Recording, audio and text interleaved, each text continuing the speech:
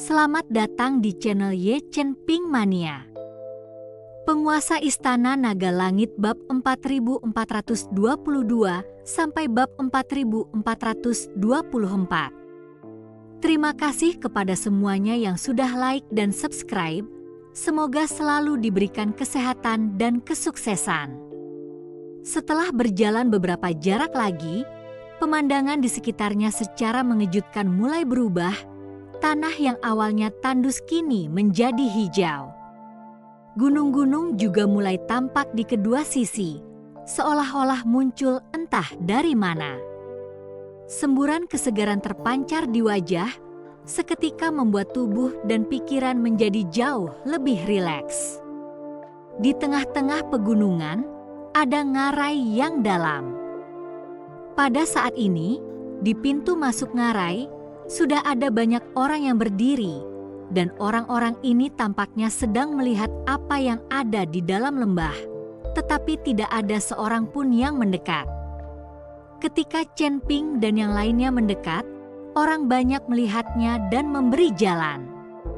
Kini di medan perang dewa dan iblis ini, mereka semua sudah menjadi manusia biasa, jadi mereka semua sudah terkendali. Kalau benar-benar bentrok, mereka mungkin bisa menghancurkan diri mereka sendiri sampai mati dengan batu. Para kultivator ini telah berkultivasi selama bertahun-tahun. Jika tidak ada kekuatan spiritual, kekuatan fisik yang sesungguhnya, saya khawatir itu tidak sebaik orang biasa.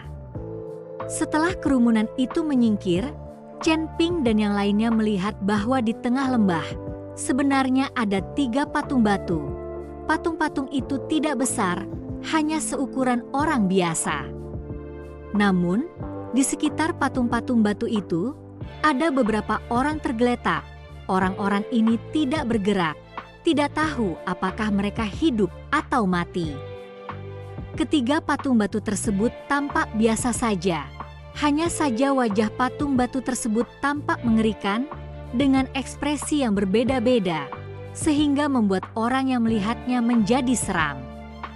Apa yang terjadi di sini? Lin Keting bertanya sambil melihat ke arah kerumunan di samping. Seorang lelaki tua berkata, ketiga patung batu ini aneh. Begitu mereka mendekat, perhatian mereka akan teralih, penglihatan mereka akan muncul, dan akhirnya pingsan. Tadi saya juga bertarung sampai mati, lalu mundur. Setelah mendengar perkataan lelaki tua itu, Chen Ping dan yang lainnya menyadari bahwa orang-orang di sekitar patung batu itu awalnya pingsan. Apakah kamu melihat ada sesuatu yang salah akan terjadi? Lin Keting bertanya sambil melihat ke arah Chen Ping.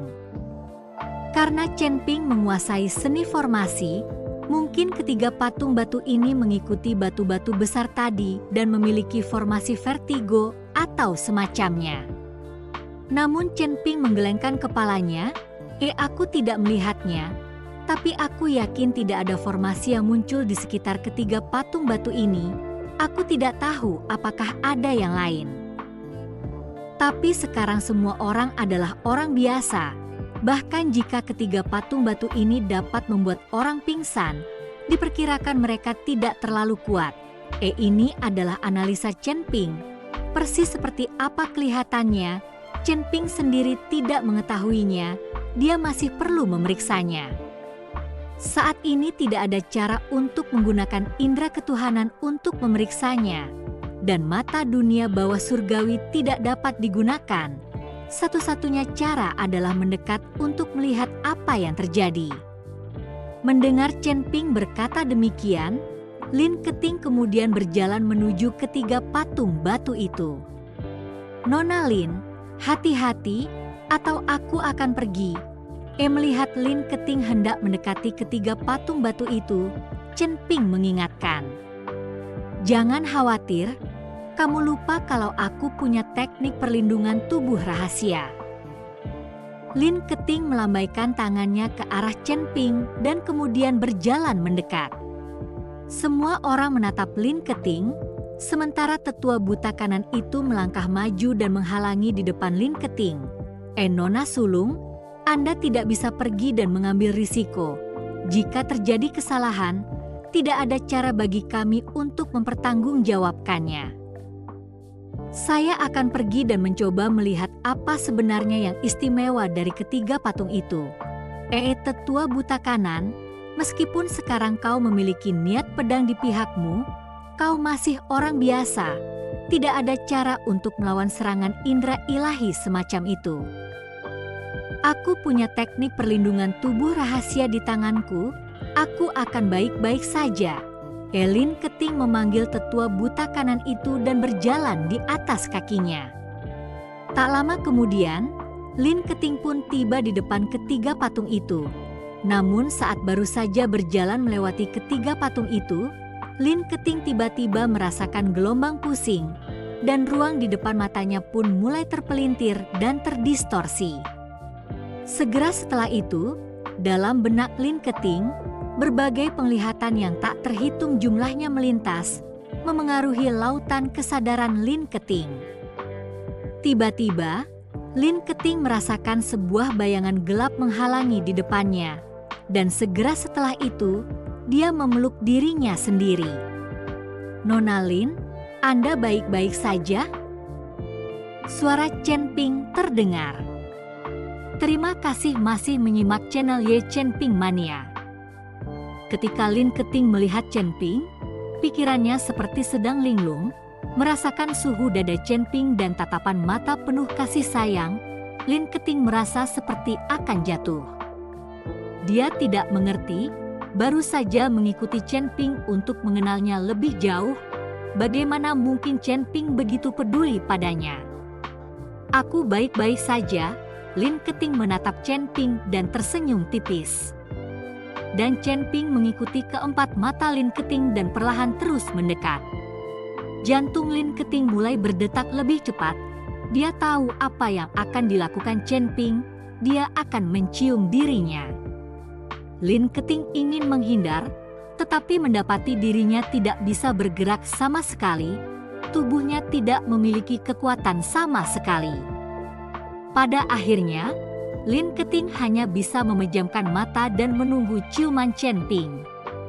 Saat ini, Lin Keting sebenarnya punya harapan yang sangat dalam di dalam hatinya.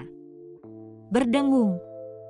Tiba-tiba cahaya keemasan muncul dari telapak tangan Lin Keting, disertai suara dengungan di lautan kesadarannya. Lin Keting pun tersadar kembali.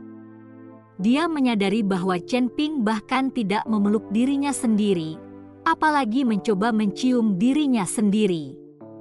Itu semua hanya ilusi, dan Chen Ping masih memperhatikannya dari jauh. Lin Keting tidak mengerti bagaimana dia bisa mempunyai ilusi seperti itu. Untung saja orang lain tidak mengetahuinya. Kalau tidak dia akan mati karena malu. Sialan, hampir saja mempermalukanku. Lin Keting menatap dengan marah ke arah ketiga patung itu, lalu menepukkan telapak tangannya ke arah salah satu di antaranya. Ledakan. Telapak tangan Lin Keting turun, dan patung itu tiba-tiba tidak bergerak. Baru pada saat itulah Lin Keting ingat bahwa dia tidak memiliki energi spiritual tersisa di tubuhnya, dan dia tidak memiliki niat pedang, dan dia mampu menyingkirkan ilusi dengan mengandalkan rune di telapak tangannya. Namun, ketika orang banyak melihat bahwa Lin Keting tidak pingsan dan terjatuh oleh ilusi, mereka juga sangat terkejut, tetapi tetap tidak ada seorang pun yang berani mendekat.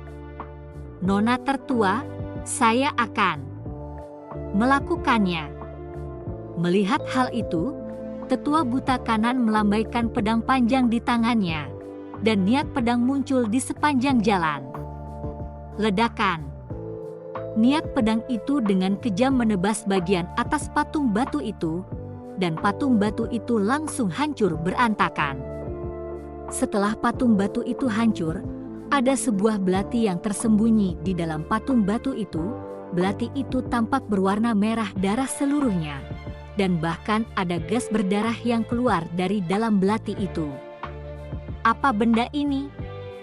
Lin Keting mengulurkan tangan untuk mengambil belati itu, namun dihentikan oleh Chen Ping dengan langkah santai. "Nona Lin, jangan sentuh benda ini. Belati ini memiliki qin yang sangat kuat. Tubuhmu saat ini tidak akan sanggup menahannya." Chen Ping telah mendeteksi yin fury qi pada belati itu saat ia muncul. Jika kekuatan semua orang tidak ditekan, yin fian qi pada belati mungkin tidak dapat menyebabkan banyak kerusakan. Tetapi sekarang mereka semua sudah menjadi orang biasa. Meski sedikit sekali yin fian qi yang masuk ke tubuh mereka, mereka tidak akan mampu menahannya. Lin Keting menatap Chen Ping, lalu mengembalikan tangannya. Sekarang dia percaya pada Chen Ping. Belati iblis, ini adalah senjata suci surgawi. Seorang lelaki setengah baya berjubah hitam tiba-tiba berteriak kegirangan pada saat ini, lalu dengan putus asa bergegas mendekat, ingin mengambil belati itu di tangannya. Melihat ini, tetua buta kanan mengulurkan pedang panjang di tangannya, langsung menghentikan pria paruh baya berjubah hitam itu, dan berkata dengan suara dingin, "Sialan, ini adalah sesuatu yang ditemukan nona kita, dan kau berani menyentuhnya juga." Pria paruh baya berjubah hitam itu tertegun, lalu mundur 2 langkah. Baru saja tetua buta di sebelah kanan menebas patung batu itu dengan pedangnya, mereka semua melihatnya dengan mata kepala mereka sendiri. Di tempat di mana energi spiritual disegel, penatua si buta kanan masih memiliki kekuatan semacam ini, tentu saja dia takut. Meskipun patung batu ini dihancurkan oleh kalian, tetapi kami yang menemukannya lebih dulu. Jika kami mengatakan bahwa benda ini milik kalian, kami tidak yakin," kata lelaki tua itu yang baru saja membuka mulutnya. Dia baru saja mundur setelah bertarung sampai mati. Sekarang ada senjata suci di dalam patung batu dan mereka tidak bisa mendapatkannya. Siapa yang akan yakin? "Benar sekali, kami menemukan patung batu itu terlebih dahulu. Kau membuka formasi mantra masuk. Kami membayar batu roh untuk masuk. Tidak mungkin semua yang ada di sini menjadi milikmu, kan? Yang penting kita menghabiskan batu roh untuk membelinya, kan?" Penonton sedikit tidak yakin dan berteriak. Terima kasih masih menyimak channel Ye Chen Ping Mania. Kalau saja semua harta karun yang ditemuinya di sepanjang perjalanan dimiliki oleh Lin Keting, bukankah semuanya akan sia-sia? Saat ini, kekuatan semua orang terbatas, sedangkan niat pedang tetua buta kanan itu tidak terbatas. Dalam hal ini, tidak ada seorang pun yang dapat menandingi tetua buta kanan itu, dan mereka hanya akan menjadi kaki tangan tanpa tujuan. Diam semuanya. Jika kalian memiliki kemampuan untuk mendapatkan harta karun itu, mintalah pedang di tanganku terlebih dahulu. Dengan lambaian pedang panjang si tetua buta kanan, kerumunan itu langsung menutup mulut mereka. Meskipun orang banyak tidak berani berbicara karena tekanan, mata mereka dipenuhi dengan tantangan. Tetua buta kanan, mengapa kau juga menjadi begitu ceroboh dalam tindakanmu? Lin Keting melotot ke arah tetua buta kanan, yang hanya bisa mundur. "Tuan-tuan, kalian semua benar, benda ini bukan milikku, dan aku tidak bisa menindas yang lemah dengan yang kuat. Kalau begitu, kalau ada yang mau belati ini, bisa tukar dengan batu roh. Tentu saja, kita semua akan membagi batu roh secara merata, sehingga siapapun dapat memperoleh manfaatnya dan tidak masuk ke sini dengan sia-sia," Lin Keting berkata. Perkataan Lin Keting langsung membuat semua orang mengangkat tangan tanda setuju. Bagaimanapun juga, ini adalah solusi terbaik. Ada bagian untuk setiap orang yang melihatnya, jadi tidak akan ada yang keberatan dengan hal itu. Namun, ketika pria paruh baya berjubah hitam itu melihat ini, dia sedikit mengernyit dan berkata, "Gadis ini, jika lebih dari sekadar batu roh, Aku khawatir tidak ada di antara kita yang lebih baik darimu, dan ketika saatnya tiba, itu masih belum ada di tanganmu, dan kita hanya dapat memiliki beberapa batu roh. Terlihat bahwa lelaki setengah baya berjubah hitam itu sangat menyukai belati ajaib itu. Tetapi jika kehabisan batu roh untuk ditukar, di sini takutnya hanya Lin Keting yang mempunyai batu roh terbanyak. Lagi pula, di pintu masuk, Lin Keting telah mengumpulkan beberapa batu roh. Jangan khawatir tentang ini, aku tidak akan berpartisipasi, aku tidak peduli tentang belati ajaib ini. Lin Keting menggelengkan kepalanya dan berkata. Mendengar Lin Keting tidak mau ikut serta, mata pria paruh baya berjubah hitam itu berbinar. Chen Ping, apakah kamu menginginkannya? Lin Keting bertanya sambil melihat ke arah Chen Ping. Aku tidak menginginkannya, aku tidak peduli dengan senjata suci semacam ini, senjata di tanganku jauh lebih kuat dari belati ajaib apapun ini. Chen Ping juga menggelengkan kepalanya. Terlepas dari apakah itu pedang pemenggal naga dan lonceng tato naga, atau bahkan busur Raja Ilahi, kekuatan yang benar-benar meletus bisa jadi jauh lebih kuat daripada belati iblis apapun ini. Melihat orang lain telah menyerah, mata pria paruh baya berjubah hitam itu menjadi lebih cerah. Tuan-tuan, belati iblis ini sangat penting bagiku, dan belati ini memiliki Yin Fian Qi yang sangat kuat. Saat ini, semua orang berada dalam tubuh biasa, jadi aku khawatir mereka tidak akan mampu membawa Yin Fian Qi ini. Tapi aku tidak takut, jadi aku berharap semua orang masih mengizinkanku memiliki belati iblis ini. Aku bersedia membayar 100.000 batu roh. Pria paruh baya berjubah hitam itu berkata dengan sopan mengikuti orang banyak. Ia takut kalau ada orang yang akan merebut belati ajaib itu darinya, dan jika ia tidak mempunyai cukup batu roh, ia akan mendapat masalah. 100.000 batu roh? Apa kalian sedang membodohi anak-anak di sini? Aku akan menawarkan 150.000 batu roh.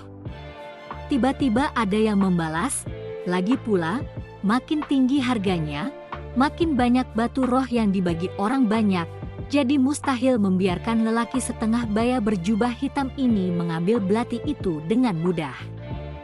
Kau, pria paruh baya berjubah hitam itu mengerutkan kening, meskipun dia marah, tidak ada yang bisa dia lakukan, dia hanya bisa membuka mulutnya dan berkata, aku akan menawarkan 200.000 batu roh, aku harap kalian semua, 300.000 batu roh.